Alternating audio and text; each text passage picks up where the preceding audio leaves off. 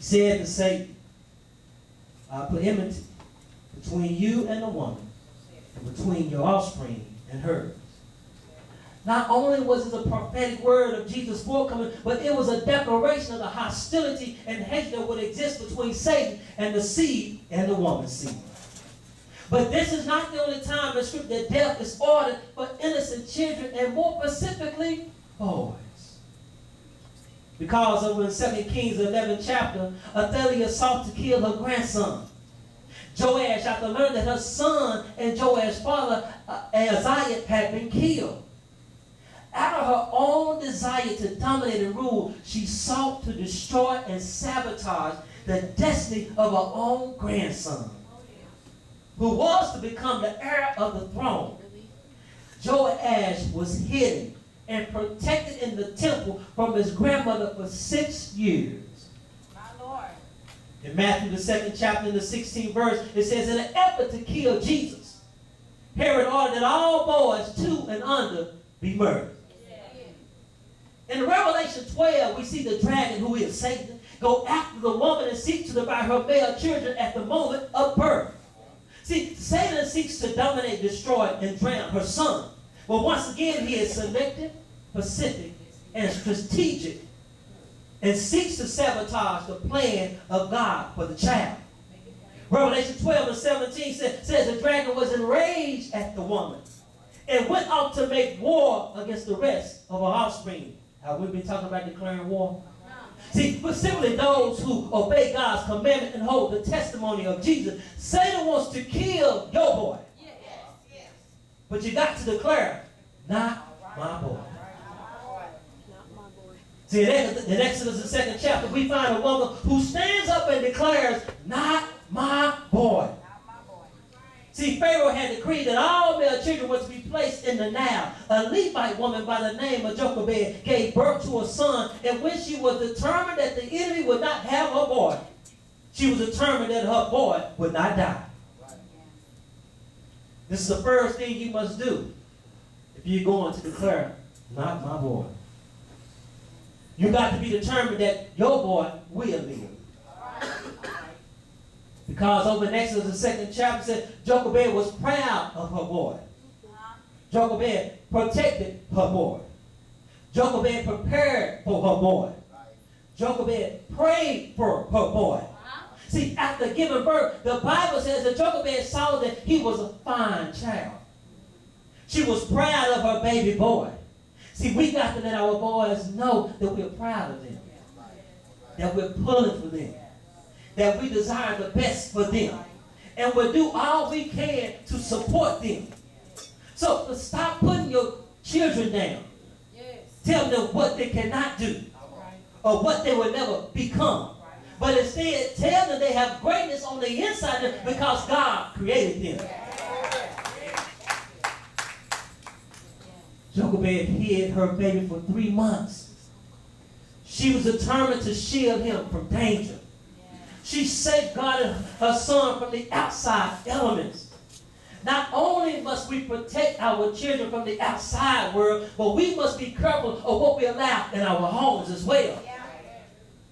In regards to people coming inside, in regards to the internet that's being inside, in regards to the television, what they're watching through the screen. See, when she could hide him no longer, Jochebed lovingly prepared a papyrus basket. Sounds like she was a skillful woman. To cause something to be able to float and to make it waterproof. Carefully insulated it with reeds and bulwark to ensure her child's safety. See, and my question is, what are you doing to prepare the way for your child? What are you doing to prepare for his future? How are you preparing to leave a legacy for him? What are you doing to ensure that the next generation will be better off than yours? It's a responsibility that we have. You see, the text does not say that Jochebed prayed for her baby boy. But being a Hebrew woman, I want to believe that it's safe to speculate that she did. See, I can imagine that as she was placing her boy in that basket and into that now, that she was praying, Lord, keep my boy. Lord, cover my son. Lord, protect hurt, harm, and danger. Lord, shield him from the alligators and the dreadful hand of Pharaoh. See, Jochebed knew that as much as she wanted to keep her son, and as much as she was proud of him, she had to protect him for 3 months and prepare the way for him. See, now she was praying for him, and she released him into the same river where the other babies were dying. See, there comes a time when although we are proud parents and we have protected our children for 18 years and prepared the way for them, we must let them go. Yes, sir. Bye. We have to release them to the world. Yes. Well, many are dying. But we got to know and we got to believe and trust that God will keep them. Yes. So you got to be determined that your boy will be loved. That's right. See, Jochebed nursed her baby. Jochebed nurtured her boy. Jochebed instilled a sense of identity in her son. See, Jochebed is called to nurse her baby boy after Pharaoh's daughter noticed the basket floating down the Nile. Mothers, if you can only imagine this mother caring for her baby boy, being a Hebrew, God-fearing woman, and knowing how God had not only spared her son's life, but had also given her the opportunity to care for him. She spent her days nurturing him and imparting to him the ways of her God. She probably sang some hymns to him, quoted scriptures to him, prayed over him as she held him in her arms. And all along, God was doing something in his little heart, making it tender to the voice of God. For God had a plan for this boy. See, while you have your children in your care, teach them about Jesus. While you have your children in your care, bring them to church. While you have your children in your care, introduce them to your God, that they may come to know him for themselves.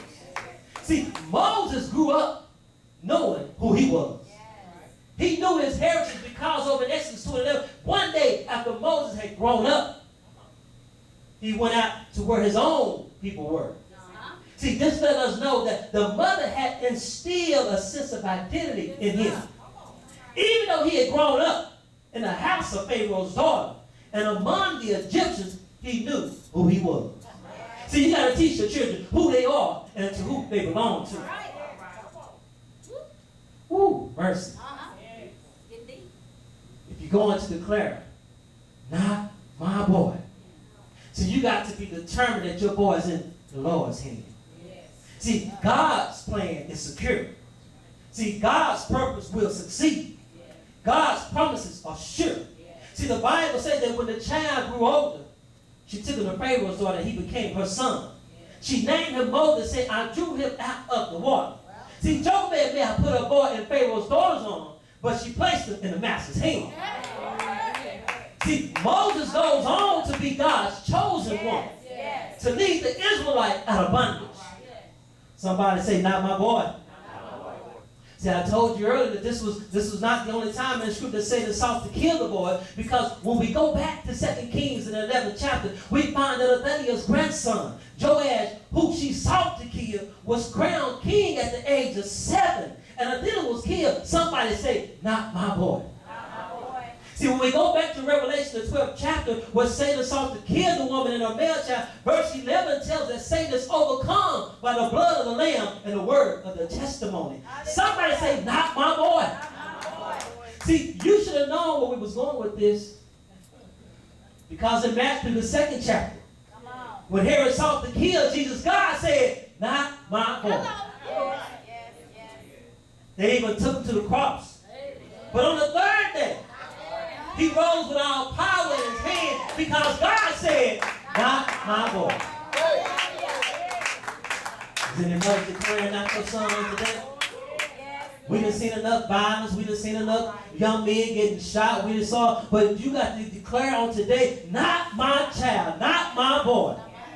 See, no matter what Satan has plotted against your boy, no matter what the world has said about your boy, no matter what the statistics say about your boy, you got to be determined that your boy will live and not die. The Bible says, thou shalt live and not die. See, you got to be determined that your boy will be loved and that your boy is in the Lord's hand. You got to know that God has a plan Just as he said in Jeremiah, I know the plans that I have for you. A plan to prosper you and not to harm you. See, God's purpose will succeed and God's promises are sure. Satan can't have your voice. God has a purpose for your life. Bless the name of the Lord. I know as a mother, it's got to be tough. You love your baby. Your babies are growing up. But there's something about being covered in the blood. Now I'm just not talking to the young men that are here. I'm talking about to the grown-up men as well. Because somebody must have prayed for you somewhere along the line. Because you're not where you thought you would have been because of somebody's prayers. Because of that grandmother, because of that mentor, because of that believer, you're in a place where you thought you would never, and so you give all the glory and honor to God. Because a mother somewhere said, not my boy. See, the mothers in here today, they look at the benefits of the blessing of what God has blessed them when they look at their son. And I know it's got to be a very wonderful feeling for a mother to look at her son and see what all he accomplished. Because for some of us mothers, God may have to put him in a little box security place. But it was for their protection. But the thing about it is, they're still alive. So we give God the glory. Because somebody said, not my boy. Because the police officers are scared. And they're pulling guns out left and right. Young men are making bad decisions. But I believe that somebody went to a prayer meeting. I believe somebody got on their knees, stayed a little bit longer, stayed in the prayer closet just a little bit longer, fasted just a little bit longer. Because when you see all the things that are going on around you, but if you can still be able to look at your child, to still be able to talk to your child, we know that we serve a good God. We know we serve an awesome God. And the fact of the matter is, God has a plan for your son. Your son may try to deny it. Your son may act like he don't know what's going on. But after a while, I know some mothers probably get really excited because after a while, your prayers are not in vain. You coming to the church is not in vain. You giving God the glory is not in vain. Because sooner, one of these days, so I'm here to tell you, mothers, keep on praying. But I have to make it a family thing now because daddies don't stop. Now that you come to church, don't stop. Be that role model. Be that leader. Let them know that you can take time out of your business schedule to come and give God some glory. Because you know if it wasn't for God that watched over you, that took you through your trials, your tribulations, your struggles, then it got you a place where you can get your head on straight and think for yourself. And realize it is all because of the love of God. I like to make a declaration on the day. All the young men, would you please stand? Because you somebody's boy. You somebody's son. You somebody's nephew. You somebody's child. I know what life looks like on the outside, but it's about having Jesus Christ on the inside. And I know it don't take much, because all I got to do is ask these mothers for a little bit of help. And I know the mothers be right behind me.